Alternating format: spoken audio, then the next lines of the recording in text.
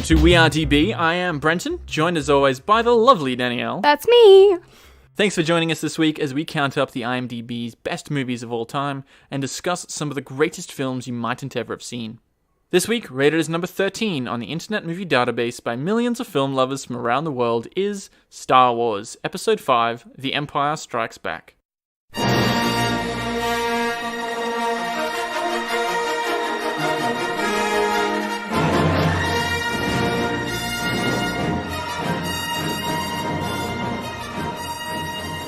Released in 1980, starring Mark Hamill, Harrison Ford, and Carrie Fisher as the three leads, Empire Strikes Back is a science fiction fantasy film that serves as the direct sequel to Star Wars from 1977, and takes place 3 years after the events of that movie. I didn't realize that.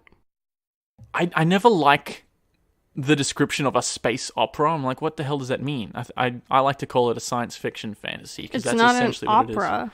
Well, yeah, they always say the original Star Wars movies are a space opera. That's the genre. There's no singing. I don't know what that means. I think it just means it's a big epic Then call it a film. space epic. I like to consider it a science fiction fantasy film. It's absolutely science fiction. It's like the definition of science fiction.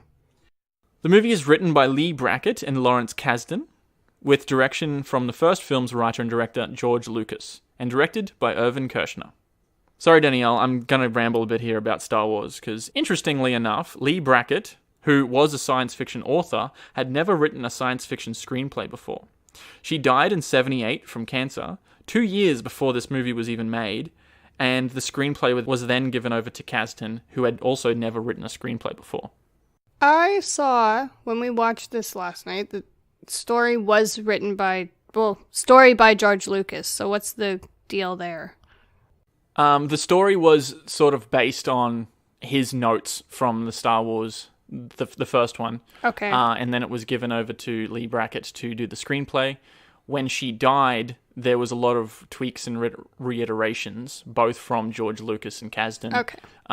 So I'm not sure how much of her original screenplay ended up in the film, but there was a lot of supervision all the way along from George Lucas. So it was his baby. Essentially, it's his project. Okay. Yeah. Gotcha. So he was involved in this, but he didn't direct it. Now, there is a lot of questions about the direction George Lucas wanted to go with the series and his intentions, and there's a lot of confusion is due to Lucas changing his mind so many times over the years. So we're not going to speculate on his intentions or the many myths and theories around the saga, but we will list some facts, because I was so confused about the ordering of these when I first watched them, because Episode 3 came out in 2005, and I'm like, aren't those movies from the 70s? What? Samuel L. Jackson was in it, and I'm like, how old is Samuel L. Jackson? You know, I was just really confused until I'd watched it. So because I've watched these about 3 times now, the first time I watched it through was in 2011, so I don't have that nostalgia effect. Or I know people who definitely do, who grew up with Star Wars in the 80s. Like yourself, who has only seen it. I've seen it through once. You've seen them all through once, and then you've seen Empire twice. Yep. You wouldn't have that nostalgia either, so therefore I like that, because you're not biased. Yeah. You don't have a bias. So if you've never seen a Star Wars movie, welcome to pop culture of the last 40 years, and for you, we will break down this film into spoilers and non-spoilers, because at some stage, we were all clueless to the now cliche spoilers of this film, and it's fine. I was going to say, if you haven't seen them through before, don't feel bad, because we were all there for one. Yeah, it took me 20 years to get to that point. This is for you. Star Wars was released as such in 1977. The first one. Yes. The sequel was released in 1980, subtitled Episode 5, The Empire Strikes Back. Star Wars was re-released in 1981, subtitled Episode 4, A New Hope. The third movie in the series was released in 1983, subtitled Episode 6, The Return of the Jedi. Then, when technology caught up and Lucas figured out what the hell he wanted to do with it, he made episodes 1 to 3 from 1999 to 2005. Then, after Disney acquired Lucasfilm in 2012, they made episodes 7 through 9 from 2015 to 2019. The first 3 are now known as the original trilogy, the next as the prequel trilogy, and then the sequel trilogy, with another 2 trilogies apparently currently in the works, not including the Star Wars story movies, which were set in between the prequel and the original trilogies. Can you see how this is really confusing? Yes. So basically, although it's subtitled Episode 5, it's only the second in the series that was made. In terms of chronological release, it's the second movie. I always like coming into series with no idea or preconceived notions as to which is the best one and which is the worst one, because you see it as a raw thing and you get to make that decision without being influenced by other people's ideas. I see this a lot when I've mentioned before about my stepmom had hundreds of DVDs and she just said, yeah, go help yourself, right? Mm-hmm. So I would watch a bunch of movies, and the ones that stand out to me also happen to be very successful ones. Mm-hmm.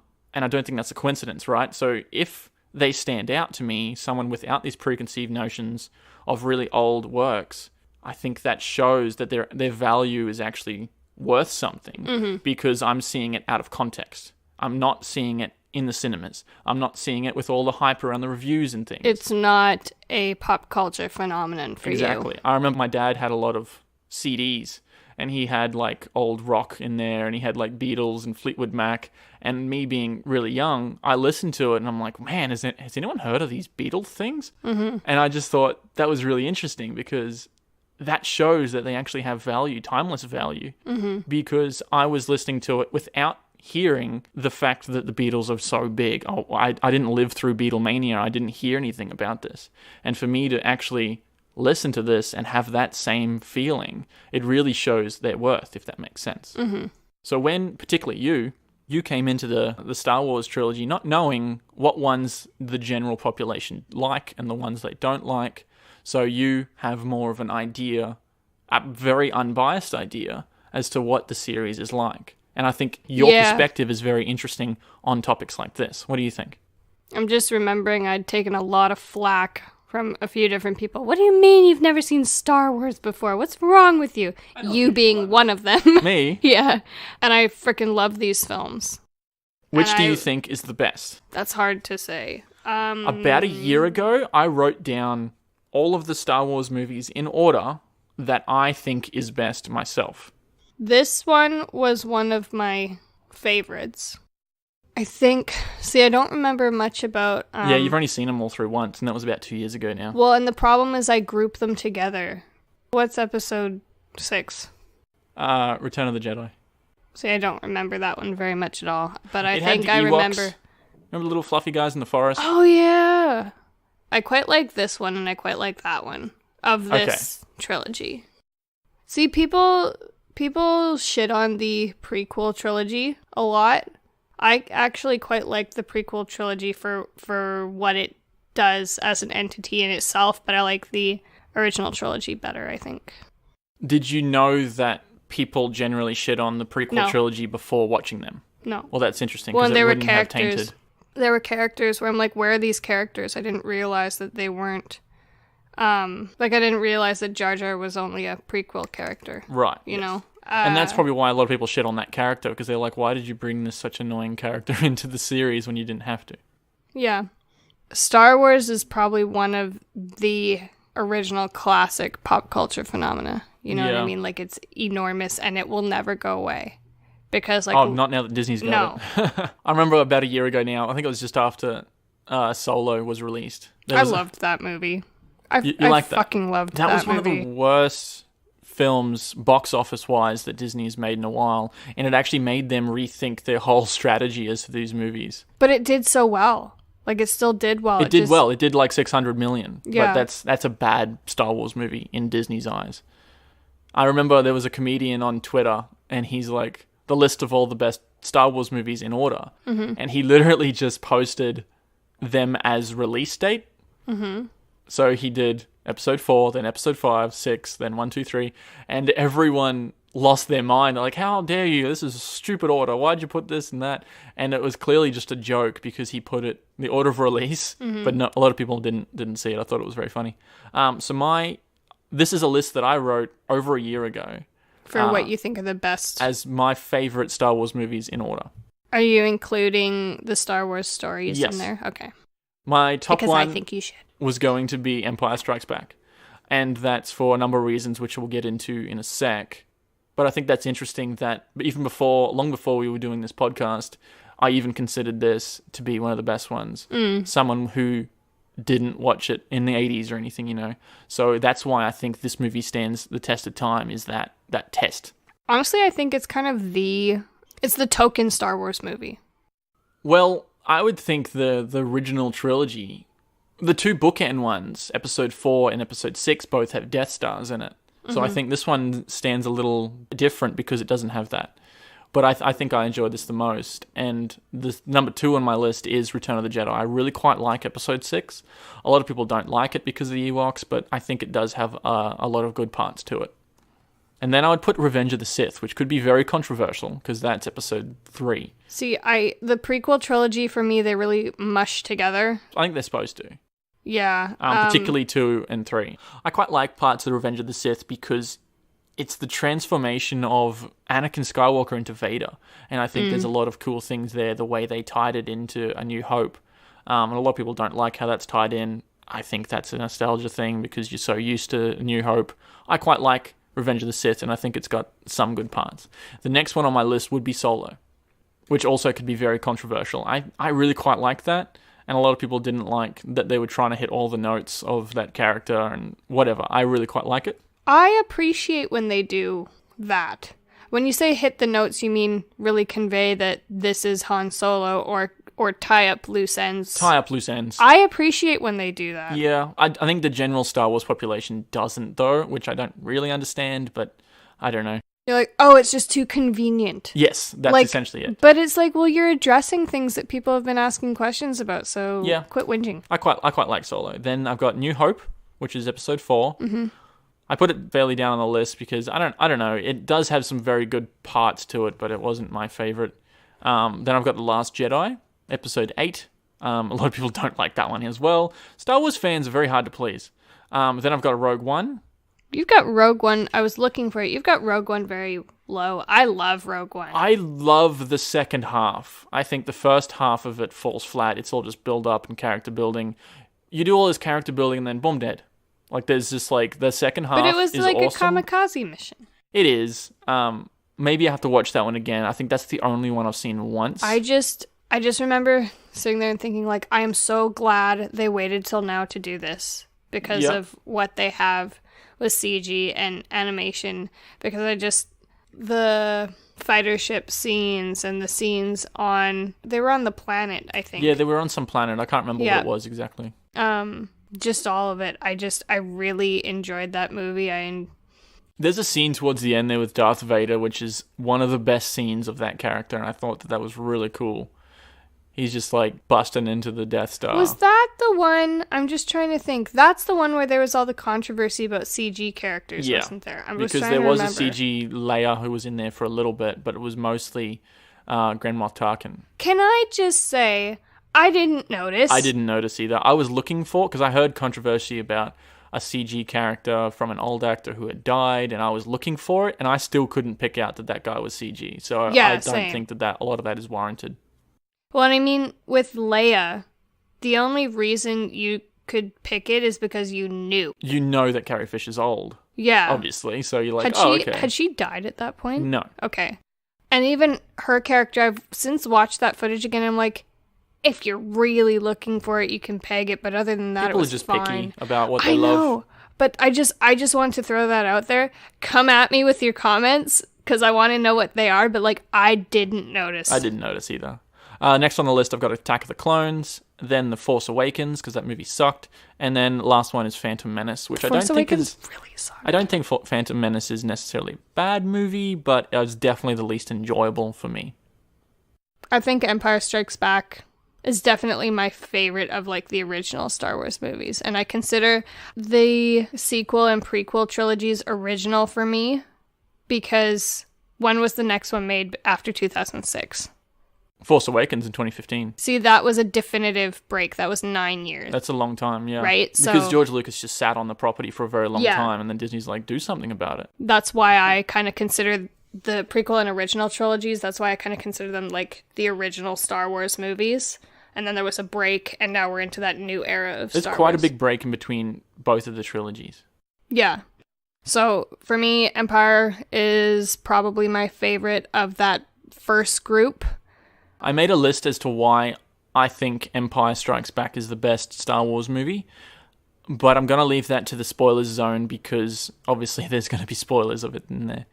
I really like the prequel trilogy for different reasons. There's some places where it's kind of like, and then there's some places where it's really, really good. So, like I said, I like those movies for different reasons to liking the original trilogy. You're an interesting case because a lot of the things that you love about movies in general, not just the prequel ones, is the things that people hate about them. Yeah. And in terms of the new movies, honestly, even for the sequel trilogy, I like the Star Wars story movies better than those. They're tangential, but I like Rogue One and Solo way better than I like Force Awakens and Last Jedi. Force Awakens sucked. And I've seen Force Awakens like 3 times, and I still haven't really liked it. It's got parts. I like The Last Jedi better than I like The Force Awakens. You don't like, what's her name, Rey? Yeah. Yeah. I just think she's a terrible actress, particularly in Force Awakens. I think she overacts. She overacts, yes. She looks like she's in a daytime soap. I'm just surprised that her directors haven't, like, pegged her on that. Well, it seems like it's her acting style now. It kind of seems out of character to stop now, I guess. She's 3 films in.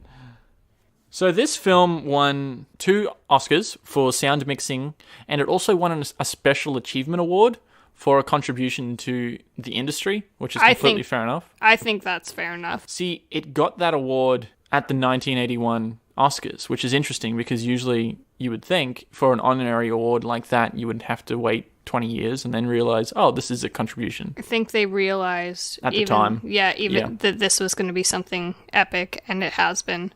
There's only been 8 winners of that award since 1981, yet the entire original trilogy got that award.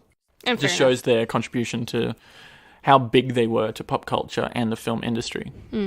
Gotta give credit where it's due. Can I just say, I love the music on this. Like, obviously, it's the classic Star Wars iconic music. But man, John Williams did the score for this, and he is just a legend. Like, really. He's been nominated 51 times for Oscars. That's crazy. That's insane, right? See, it's weird for me to think that the same guy, I'm going to list off some of the things that he's done. I know this is tangential. I just wanted to give credit because it's the same guy did every one of the Star Wars movies. He did all of the Indiana Jones. Yep. He did a couple of Superman movies, a couple of Jaws movies, a couple of Home Alones. He did Fiddler on the Roof, Poseidon Adventure, Schindler's List, the Jurassic Park movies, all of the Harry Potter movies, Saving Private Ryan. Pretty much, if there's a score that is like you can totally pick it, it's John Williams. I don't know how he didn't win an Oscar for the Harry Potter one, because I think that absolutely captures the magical feeling of that universe. Yeah. Well, and the thing I noticed in this one, I was particularly listening, the way he incorporated, so there's a Vader sound, right? Yeah. Even in just short little entrances, so it's just maybe 4 notes. But you know who it is. And I'm just like, that's so clever. Like, you've franchised a melody, basically. Yep. It's really cool. Well, I noticed there's obviously the Star Wars sound, and then there's the Empire Strikes Back sound. And even in the very quiet times, there's a very soft instrumental version of that same sound just playing throughout. Like, it just feels... it permeated the whole fabric of the franchise, not just the movie, but the entity itself. I definitely felt that as well. I was particularly looking for it too, so I was happy to have found it. And it was also nominated for the score. Obviously, I don't think he won for this particularly, but it also got a nomination for production design. Fair enough. Remember thinking, the first time I watched this too, when we sat down and watched the whole Star Wars saga, I remember thinking to myself, and I think I asked you, what year was this made? Because it's pretty good. The production value is pretty good on it. For 1980, and the animation technology, I don't know how they did it, but a lot of what they did, considering when it was, it's pretty good. It's brilliant work with models and stop motion animation. Because with the Tauntaun at the beginning, that's all stop motion. You can tell that because of the frames. But a lot of those space battles and things, I can't believe they did that with models. Yeah. It's very impressive. It's such an achievement, and I think that's absolutely why it deserves the special Oscar achievement. These movies are actually really weird if you think about it. Yeah. And I think you just gotta lean into it, I guess. I think they definitely did that even with the first one. Weird how? Well, Han is a smuggler. And you first see him in like this like dive canteen bar, and he's like talking with this alien, and it feels gritty and grimy, like a 70s movie would, but it's like science fiction in a way that I don't think science fiction had really been done before. Mm-hmm. There was obviously like Star Trek and like Doctor Who, Lost in Space. Had there actually been this kind of world building done before? Because even in like Star Trek, aliens still looked humanoid. People hadn't thought about, like, they can look like a bug or whatever, you know. The main difference between Star Wars and Star Trek, I think, is Star Trek grounds it as humans from Earth. This is definitely like, this isn't a galaxy far away, a long time ago, for some reason. I don't know, never understood that. Yeah. And you've got all these humans everywhere.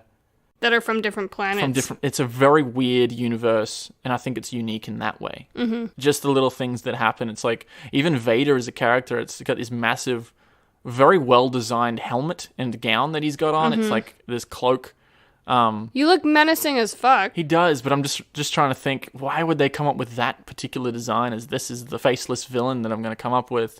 It's weird. It is weird. Mm-hmm. But I think that's why people love it.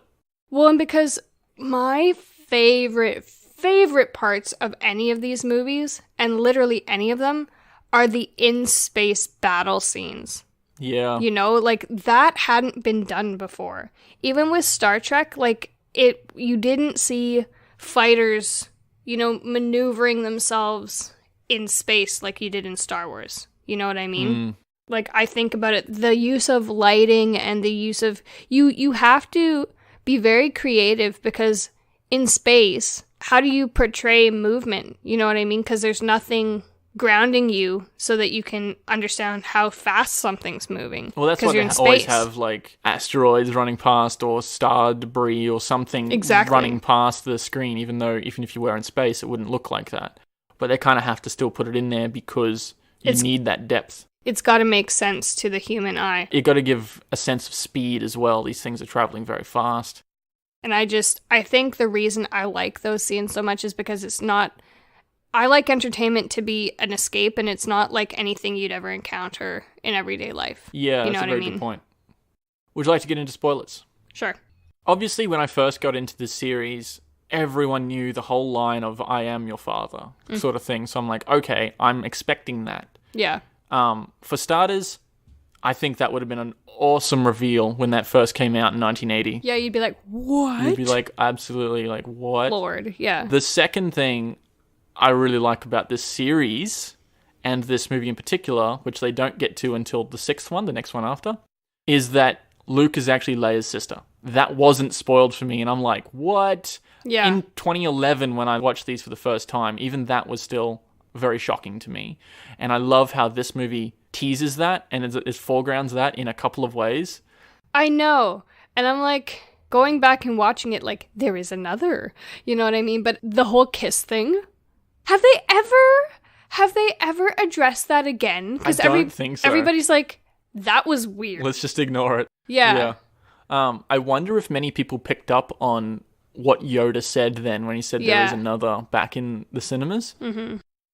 So the reasons why I think this is the best one is because it's got so many of those classic elements that just work really well. Those awesome scenes. Because it's got the Battle of Hoth. It's got the first time seeing Yoda, which is fucking awesome. Because that's done in a brilliant way. Well, I made a note too. I love that they kind of went with the route of, you annoying little creature, take me to the Jedi Master, and then he finds out, wait, you're the Jedi Master? Yeah, he just seems like a crazy old frog when you see him.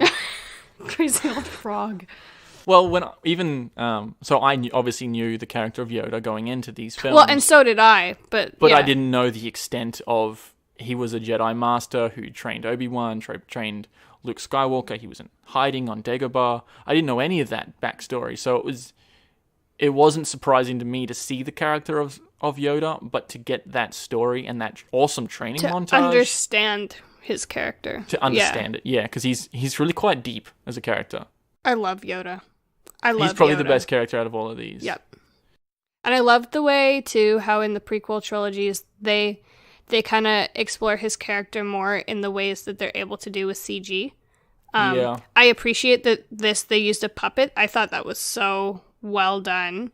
But there's things that you need CG for, like some of his fight scenes in the prequel trilogy that you needed animation to do to explore and round out that character more. It's got, obviously, Luke's Jedi training. He's got his battle with visions that he has. Yep. Where he has troubles there. It's got the iconic "I love you, I know" scene. Mm-hmm. Like, everyone knows that line. It's got an awesome lightsaber fight with Vader and Luke towards the end there. And that goes from, like, 3 different sets. Because they're in that carbon freezing kind of room, and then they go into the halls, and they end up hanging off that big chasm. Yeah. It's all just these awesome lightsaber fights, and I really quite like those. Classic cut off your hand bit. Obviously, it's got the hand chop off bit, which must have been a massive thing. Yeah. Obviously, it's not for that time because they just put a robot hand on him. Yeah. But I think even as a storytelling technique, you just chopped your main character's hand off. Like, that's a big deal. Yeah. I wasn't expecting that. I didn't know that was a thing. It's obviously got the "I am your father" line, which is iconic. It also shows that Leia's got the Force.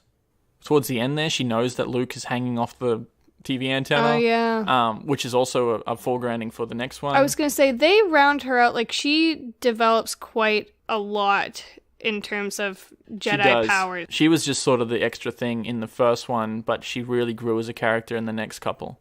And definitely in the new ones as well. And it's also got a great cliffhanger ending.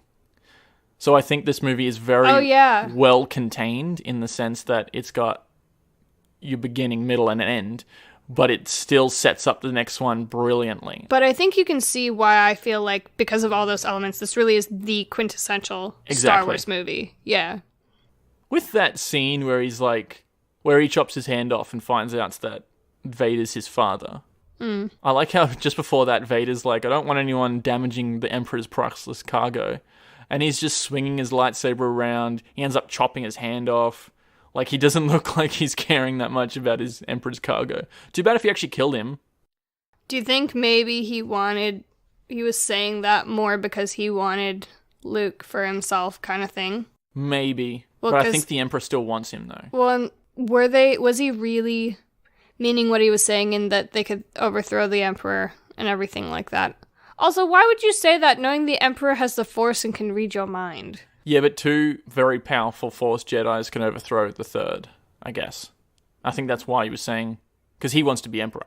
Yeah.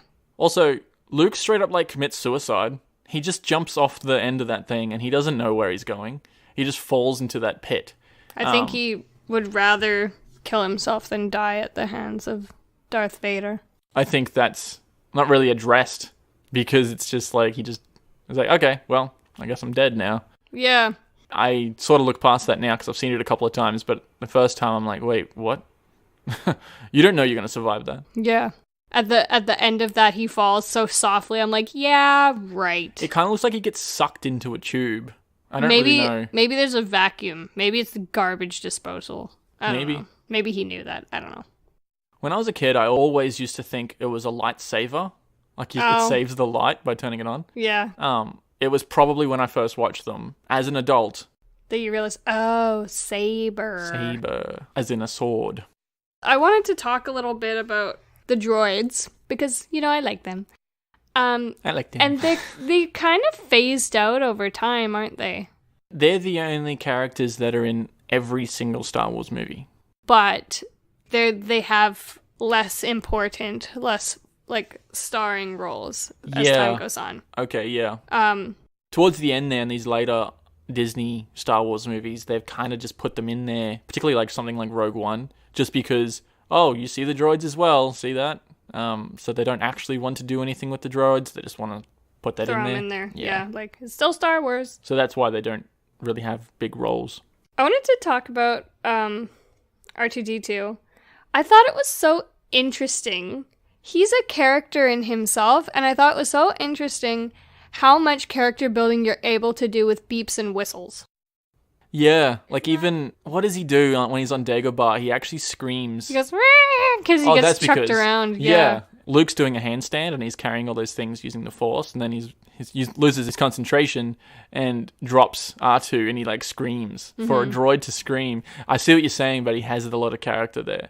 I like R2 a hell of a lot more than C-3PO. He's that guy's annoying. annoying. But I mean, like, think about it. He's a cylinder with wheels, and all you've got to work with are beeps, whistles, a spinning head, and some lights. That's done very well. Well, even BB-8 in the new series, I don't even think it has beeps and whistles. He's just got that little finger thing that pops out and he just wheels around. But the way... I think he beeps. He probably does. The way that his head sits on that sphere, of his bottom sphere, gives character. Yeah, he can, like, turn his head. You know what I mean? Like a puppy. Yeah. The new Star Wars movie, Rise of Skywalker, they revealed the new droid for that one. And it's a droid smaller than BB-8. It's like really quite small.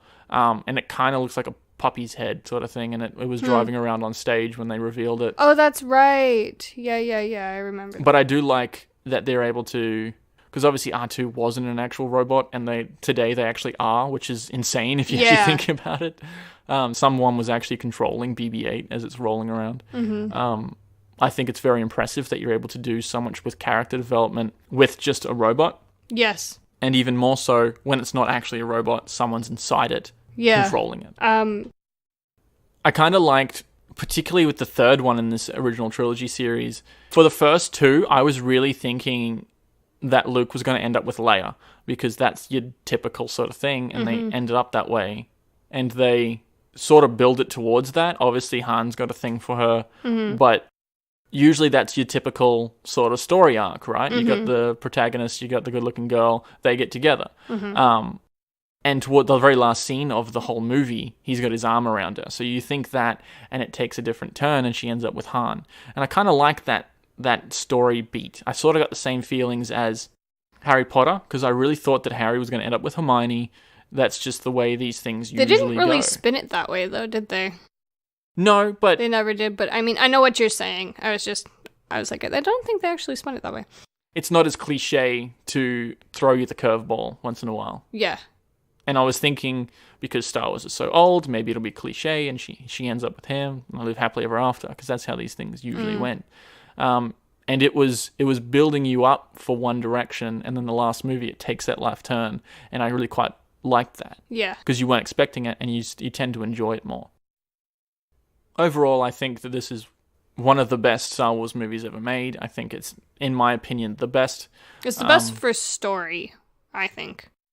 I think it does a lot in world building. Yes. In little things as well, like the Cloud City. They just said that they're mining gas, and then they've got the city in the clouds.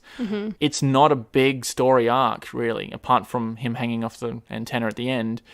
It could have been set anywhere, because really the intense parts of that setting is indoors, so you could have done it anywhere. I just really think that this is it is an achievement in film, more so than some of the other ones higher on the list. Yeah. Go check it out if you haven't seen Star Wars. If you have any questions, shoot us a comment. We'd love to hear from you. And check us out on Instagram, because we've got some really cool content. Yeah, reach out. We're pretty much on every platform, so reach out and talk to us, and we'll gladly have a conversation about films with you. Absolutely. We have been Danielle and Brenton this week. Thanks for joining us. Feel free to subscribe wherever you get your podcasts, and check us out on all the socials. Comment on SoundCloud.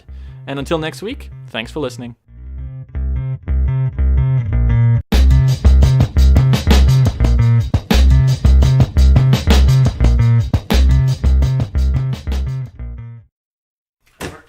Don't hurt yourself. Ow, yeah, I kicked the fucking wood. It's because you prance around like a little fairy boy. Fairy boy.